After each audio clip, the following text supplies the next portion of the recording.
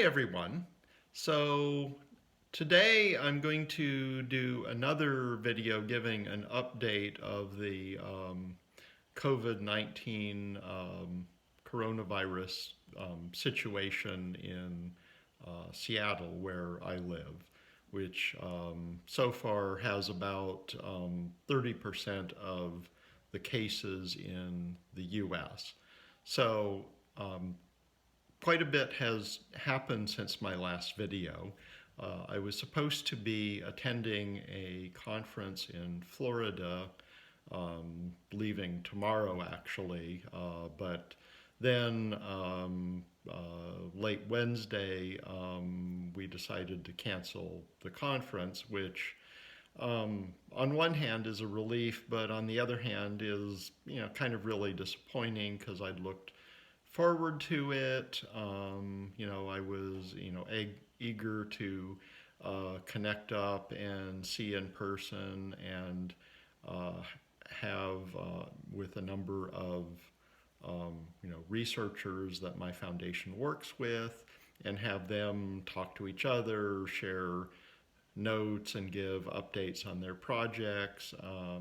And I'd also I had planned to, get together with a YouTuber that I met through, doing these things. So yeah, kind of um, probably the prudent decision, but a little disappointing nevertheless. Okay, so basically, I'm fine. That hasn't necessarily stopped me from worrying every time, I cough or have, a little bit of a sore throat, but I don't have any symptoms that make it look like I really, have COVID-19. So, uh, but what everyone in my area is being encouraged to do, and this includes the employees of the large companies like Amazon and Microsoft, is they just want to minimize people's contact with each other to diminish the rate of spreading of the infection. So what I've heard from people who've gone downtown the last couple days is that um, nothing else could get rid of Seattle's perennial traffic problems, but this virus sure did the trick. Um, so there's a silver lining to everything.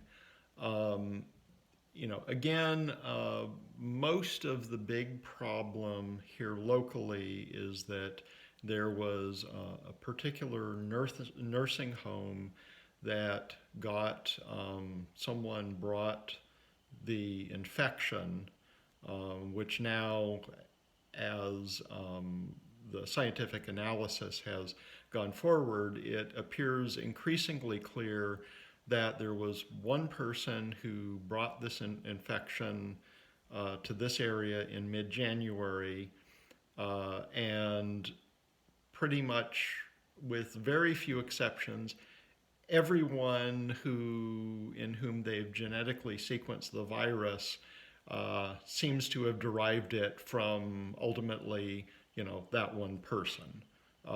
So, not saying, if they're thinking about it, I hope they don't feel bad. It's not like they meant to infect everybody, but we really need to be more careful. So anyway, a couple of weeks ago, this showed up at this nursing home. And unfortunately, people who are older and have underlying health condition, particularly things like respiratory issues, cardiovascular issues, diabetes, um, are at greatly increased risk. And so most of the fatalities that we've had in the US, in the entire US so far, are related to this one nursing home just outside of Seattle. Um, so what I would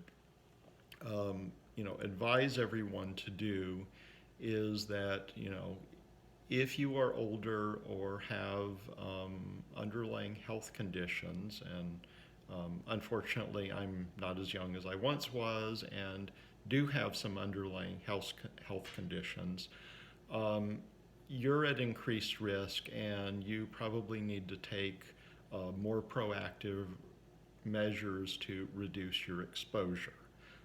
Also, if you have family members who fall into those categories, um, be very careful in your interaction with them if, you might have been out in the community and have the possibility of being exposed to it.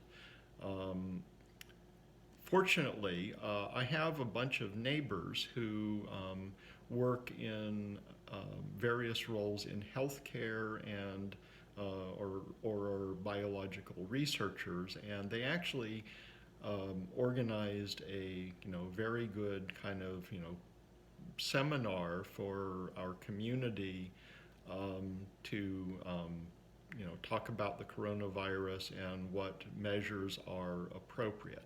So I'll just say a couple things about that. Um, One, you probably don't need a mask. Um,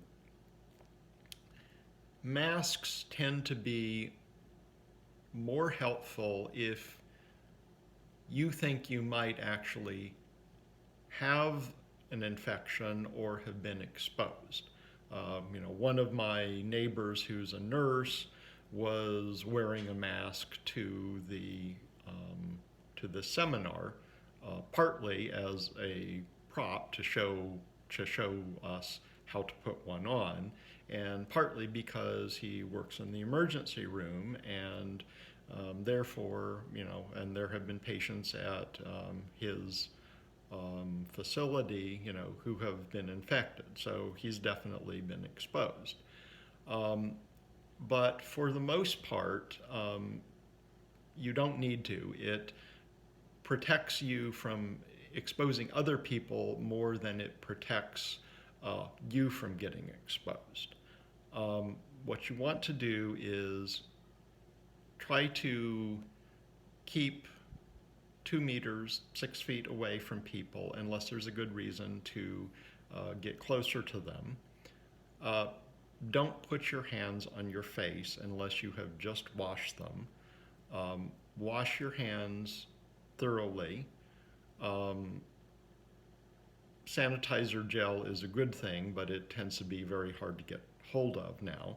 But just soap and water is a good thing. About 20 seconds, wash your hands thoroughly, front and back, between your fingers, under your fingernails.